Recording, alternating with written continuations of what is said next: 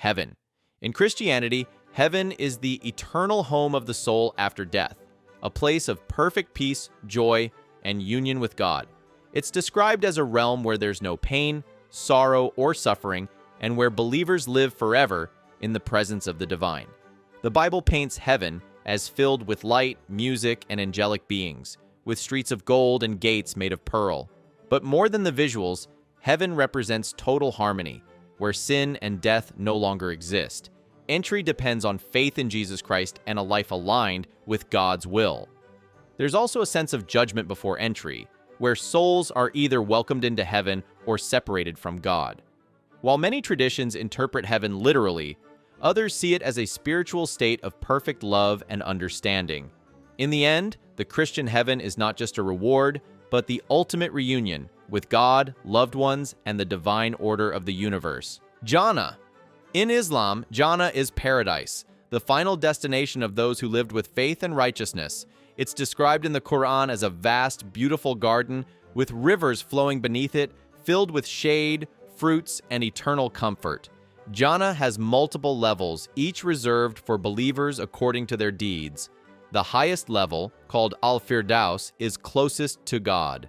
People there experience no hunger, pain, or exhaustion, only peace, companionship, and the pleasure of Allah. It's not just a reward, but a reflection of perfect justice. Everyone receives exactly what they earned. The faithful are greeted by angels and reunited with loved ones. The imagery of gardens and rivers symbolizes abundance and tranquility, but the greatest joy of all is seeing God's face. Entry into Jannah depends on faith, mercy, and good deeds, making it both a place of reward and the ultimate expression of divine compassion. Swarga Loka.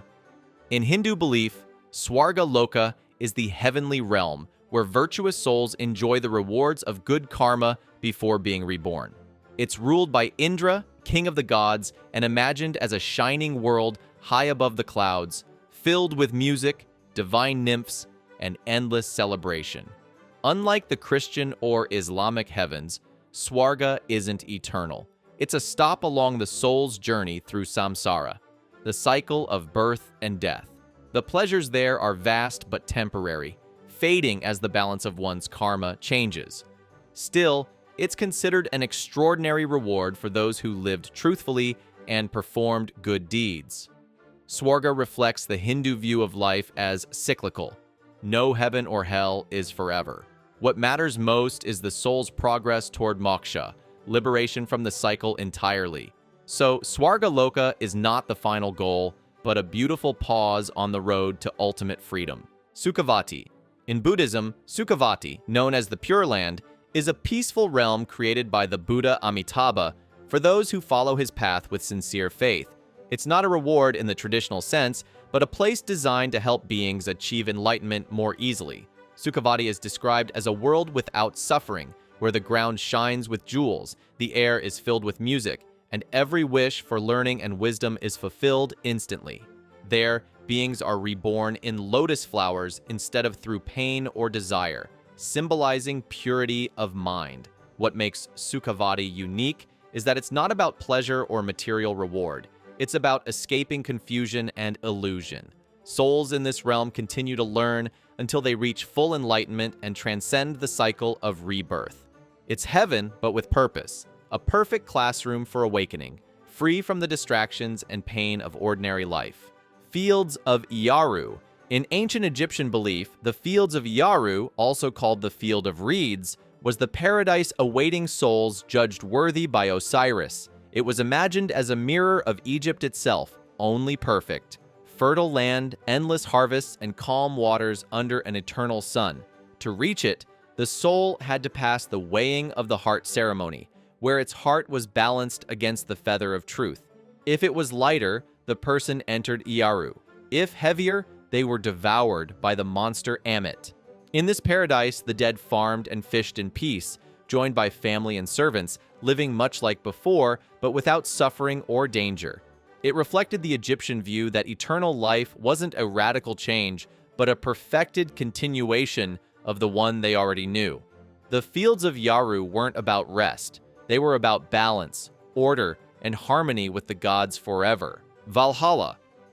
In Norse mythology, Valhalla is the Hall of the Slain, a majestic hall in Asgard ruled by Odin, where warriors who die bravely in battle are brought by the Valkyries. Its walls are said to be built from shields, its roof thatched with spears, and endless feasts fill its great halls.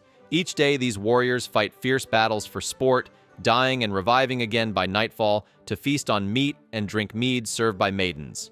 Valhalla isn't a paradise of peace, but of eternal honor and strength. Courage is the only currency that matters. It reflects the Viking view that glory in battle was the highest achievement a person could reach. The chosen warriors, called the Einherjar, train for Ragnarok, the final battle of the gods. To a Norse warrior, dying in combat and entering Valhalla was the greatest victory of all, a heaven built not on peace, but on eternal valor. Elysian Fields. In Greek mythology, the Elysian Fields, sometimes called the Elysium, were the final resting place of heroes and the righteous. Unlike the gloomy underworld of ordinary souls, Elysium was filled with light, gentle breezes, and endless spring. Those who reached it enjoyed perfect happiness, music, and conversation with the gods. The ancient Greeks imagined it as a paradise of beauty and leisure, where time itself seemed to stop. Only a few were chosen to enter: warriors who showed great courage, poets inspired by the muses, and mortals loved by the gods. It represented the Greek idea that virtue and excellence, not just faith, earned eternal peace. Later poets described it as the Isles of the Blessed, far to the west where the sun sets. More than a reward, Elysium was the ultimate honor: to live forever among the immortals in a world untouched by pain or struggle. Tlalocan. In Aztec mythology, Tlalocan was the lush paradise ruled by Tlaloc, the rain god.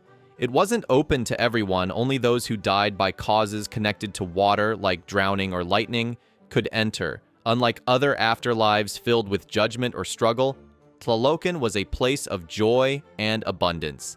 The Aztecs imagined it as a vibrant jungle full of flowers, waterfalls, and eternal spring. Food and drink never ran out, and people lived in comfort surrounded by the elements that gave life. It symbolized renewal, fertility, and the cycle of nature rather than moral reward. For the Aztecs, the way someone died determined their next world, not how they lived.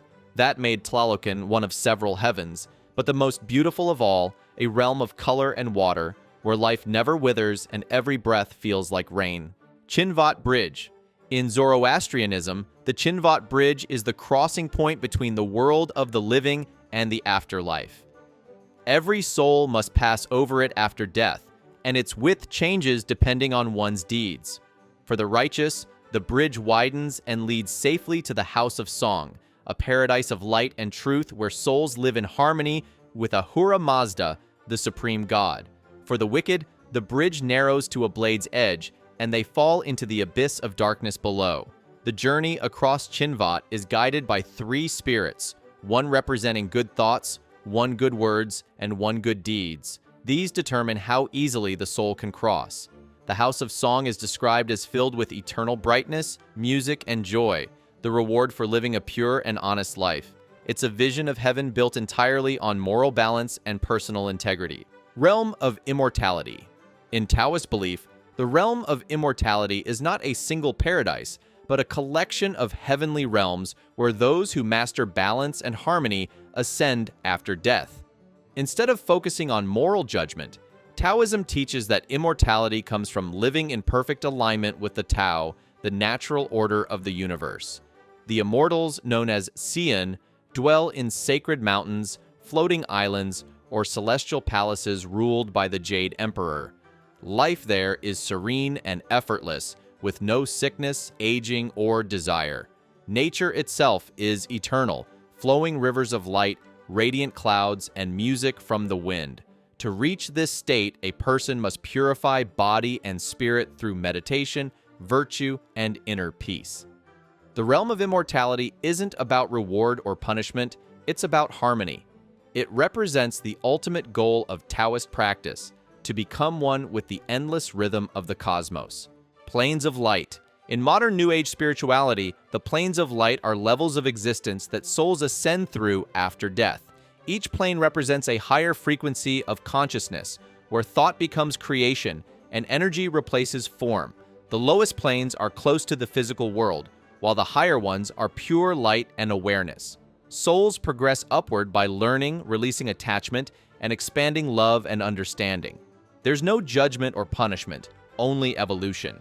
The highest plane is often called the source, where individuality fades and the soul reunites with the universal energy that created everything. Descriptions vary, but the theme is the same. Heaven isn't somewhere else, it's a state of vibration reached through growth. The planes of light blend ancient ideas with modern mysticism, offering a vision of the afterlife that feels both cosmic and deeply personal. Across cultures, heaven reflects what people most hope for: peace, justice, freedom, or unity with the divine. The names and images differ, but the idea is the same. Somewhere, or somehow, there's a place where everything broken is finally made whole.